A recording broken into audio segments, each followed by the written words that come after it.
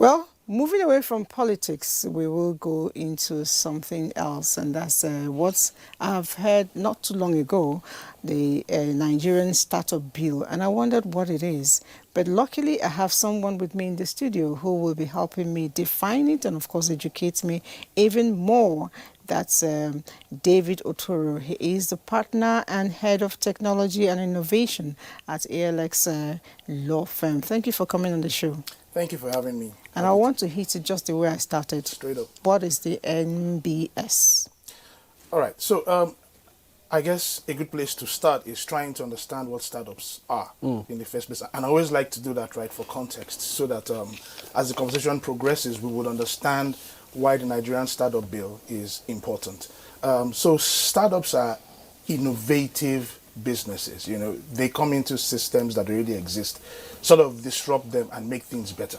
And I always like to use examples based on what we can see. So take, for instance, before the coming of Amazon. If you were trying to send things in different parts of the world, it was very cumbersome. You know, you probably tried DHL, shipping, and all of that. But with Amazon now, seated right here, I can just place an order, and then something is delivered to me in a few hours or days, you know, which is a model that Jumia has also, you know, adopted as well. So startups come in, look at what probably goes on in the society, and then find a way to make it easier with technology, which is where we now come to tech-enabled startups. Okay. So the Nigerian Startup Bill is a piece of legislation that, when it comes into force, would set a framework, you know, for how startups can thrive. If you look at what goes on in Nigeria, there are a lot of laws that even affect startups. We're saying this will harmonize most of those laws, lead to regulatory certainty as well. Okay.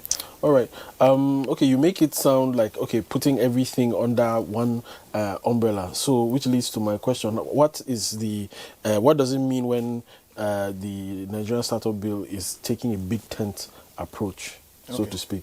Thank you. And that's a very good question. So, and funny enough, we just finished talking politics now, because the big tent approach is actually a political science technology. So what it simply means is that it's an all-inclusive legislation. Okay. And to explain that, the presidency is involved in this bill. Okay. The private sector has been heavily involved in it.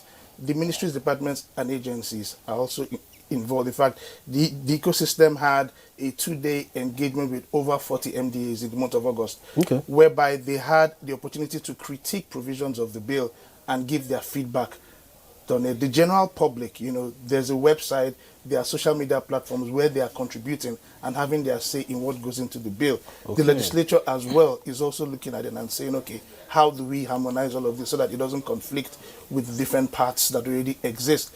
That bill has already gone to the Ministry of Communication and Digital Economy. Pantami has looked at it. They've sent it to the Ministry of Justice now, where it has been vetted, and hopefully it could be presented before the end of this month. And I'm wondering, as you speak, what's the major objective of this bill? What's there for people? Okay, so I will start by talking about local content, and you typically see that in the oil and gas sector, right? But what this bill is trying to do is to create the right types of incentives for local businesses to be able to grow, thrive, employ people, you know, set an environment that will contribute to Nigeria's GDP at the end of the day. I'll give you an example. A couple of years ago, maybe 2001, thereabouts, the technology sector was contributing less than 1% to Nigeria's GDP. As of last year, I saw that there was between 10 to 15% from the tech sector contributing to Nigeria's GDP. Nigeria's startup ecosystem at the moment is the largest in Africa. Last year, it contributed over $3 billion. You know, that's the value of the startup ecosystem in Nigeria. And there were foreign direct investment of over $300 million last year into Nigeria, the highest in Africa. Okay, all right. Okay, now, of course, you know, now based on what you said, you know, tech is growing, and of course, in the near future, we hope it is, you know, rivaling agriculture and, you know, other, you know, aspects to earn GDP. But how will the NSB lead to, you know, regulation or a regulatory certainty in the tech industry, so to speak? Fantastic. So the thing there about startups is that they actually cut across different sectors. Okay. You actually have startups in the agriculture sector. The you may have heard about them, farm crowding, some of them. Yes. They're in the financial sector, most of these fintechs, Piggyvest, Flutterwave, they're in education, they're in different sectors. So what you typically find is that there may be insufficient laws that exist for them, or even incentives, right? And so they want to start a business, but they're not sure of what the government will do. Another example that I like to use are those that are involved in cryptocurrency and blockchain. Really no legislation for them. The CBN comes out with policies. The SEC may say something.